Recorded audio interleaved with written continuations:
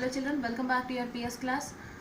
In this session I am going to show you two activities which I gave you for your unit test. Those are, the first activity is effect of acid and base on litmus papers. Okay, so children, already we had discussed about the litmus papers while we were discussing your acid, bases and salts lesson. At that time we discussed that litmus is obtained, that means it is extracted from lichens, and it is a natural indicator. Okay, so litmus is available in the form of solution and also in the form of paper strips. Okay, generally people use paper strips. Why? Because it is very convenient to carry from one place to another place. Anyhow, these litmus papers are available in two different colors. Those are blue color and red color. Okay, so these are the litmus papers. These are not simply colored papers. These are don't think that these are simply colored papers. These are litmus papers. Okay, see, this is the red litmus paper and this is the blue litmus paper. Okay, now here I am going to show you the effect of acid and the base on this litmus papers. Okay, generally children, we know that red litmus paper is used to identify the or indicate the presence of base in a given substance. Okay, how can we identify base in a given substance by using litmus paper? Means if we put this red litmus paper in base, then base turns this red litmus paper into blue. Okay, and this blue litmus paper has no color change in base. Okay, coming to the acids, if we put this blue litmus paper in acids, then what happens? Acids turn this blue litmus paper into red. Okay, and if we put this red litmus paper in acid, there won't be any change. Why? Because it turns blue to red, right? Okay, so to perform this activity we need these two litmus papers, that is blue and red litmus papers, and here I had taken acid. See, for looking it is colorless, it is appearing like water, but this is not water, this is acid, and here I had taken vinegar. Okay, so children, you know about vinegar. Already I had said you, vinegar is also, generally it is used in food items, but it is also acid, but it is edible acid. Why? Because generally people say that acids are dangerous, right? But this acid, even though we take in food items, not in much quantity but in little quantities, it doesn't cause any harm to us. Okay, so this is appearing to be colorless just like water, but this is vinegar, which is acid, and which acid is present in vinegar? Acetic acid. Okay, so this acid I had taken now, and this is it is clearly visible to you. This is the soap detergent. Okay, so sodium or potassium hydroxides are present in this detergents. Okay, so this is the base, this base I had taken. Okay, now I am going to test the effect of acid on this red and blue litmus papers. See children, to test it I am going to cut one red litmus paper and put it in this. See children, this is water. If we put this red litmus paper in water, there won't be any color change. Okay, and this blue litmus paper also, if we put this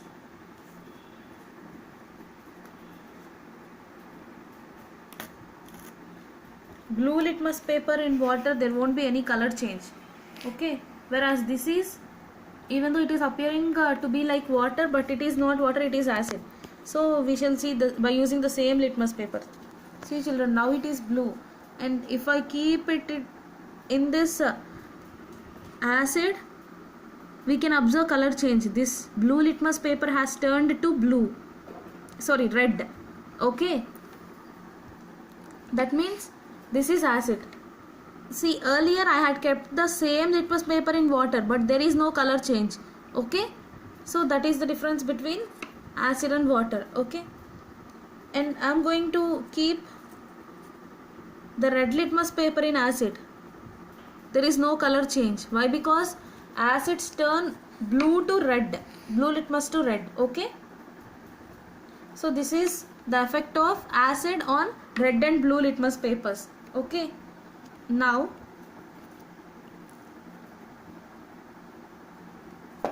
I'm going to show you the effect of base on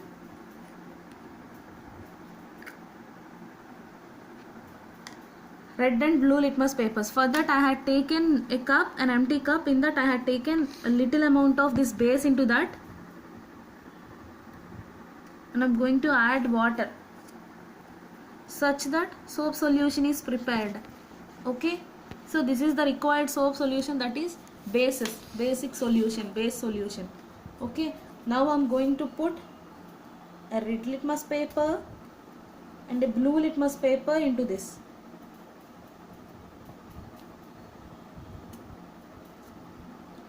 First I'm going to see, children, already we discussed that base show the turn red litmus paper to blue. Okay, see now immediately it has turned to blue. Okay, the area which is in contact with this base, that area has turned to blue, whereas the remaining part is red only. Okay, so by this we can understand that bases turn red litmus paper to blue, and I'm going to see its effect on blue litmus paper. See, it is blue. We can observe whether there may be any color change or not. See, no color change. Why? Because bases turn red litmus paper to blue. Okay, and there is no effect on this blue litmus paper. So this is about the effect of acids and bases on red and blue litmus papers. Okay, so this is the first activity which I had given you. And children, now I am going to explain you the second activity, that is effect of turmeric on, see this effect of acid and base on this turmeric. Okay, children, just like this litmus papers, this turmeric is also one indicator. Okay, and while we were discussing the lesson, at the time we discussed that the turmeric is a natural indicator, and some indicators show their effect on some indicators can identify the presence of both acid and base in a given substance, just like this litmus. Whereas some other indicators can identify or indicate the presence of only acid in a given substance, whereas some other indicators can indicate the presence of only base in a given substance. Okay, in the similar way, this turmeric also, it is one natural indicator, but it can indicate the presence of base, only base in a given substance. If acid is there, then it doesn't show any change. Okay, so children, how can this turmeric indicate the presence of base in a given substance? By turning to red color. Okay, whenever some base is added to this turmeric, it turns to red color. Okay, so by that color change, it indicates the presence of base in the given substance. So children, we can use this turmeric directly, or we can make it in the form of a strips, just like this litmus paper strips. Okay, so children, I had taken some turmeric in a small bowl, and I had mixed it with water. I had mixed it with little amount of water. See, it has become turmeric paste like this. Now after that, I had applied it to paper, a normal paper, or you can use blotting paper also. Okay, so I had applied it to a normal paper like this.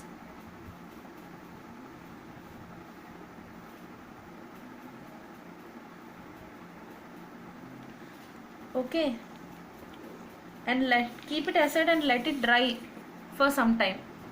Okay, so after drying, it had become like this. Okay, just like this litmus paper strip. After drying, I had cut this turmeric paper in the form of a strip like this. So I had got this turmeric paper strip like this. So in this way we can prepare a turmeric paper strip. Okay. Not only this, I had prepared many more. I have some more also. So like this. Now we are going to use this just like this litmus paper. Okay. See, before I had taken some soap solution, right? So the same soap solution I'm going to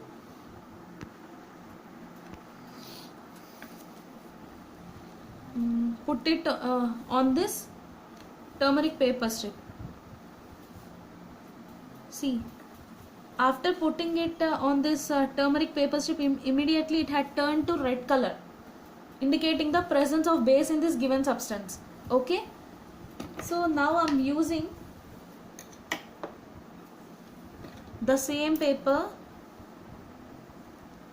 by cutting, and I'm going to place this same turmeric paper in, see, it is yellow in color only, in acid. Can we identify any color change? No. So turmeric is a natural indicator which can identify or indicate the presence of base in a given substance and not acid. We can check whether really it is an acid or not by putting this blue litmus paper into this acid. Immediately it had turned to red. Okay, so this is acid only, but when I put this turmeric paper into this, there is no color change. If I place the same turmeric paper into this base, so immediately we can find the color change, that is a red color. Okay, and no effect on acid. Okay, so children, this is about the effect of acids and bases on litmus papers. That is one activity, and the second activity is effect of acid, this is acid and base on this turmeric paper strip. Okay, so children, practice these two activities at your home and learn this thoroughly for your UT2. Okay, I shall explain you the other activities and other topics in the next session.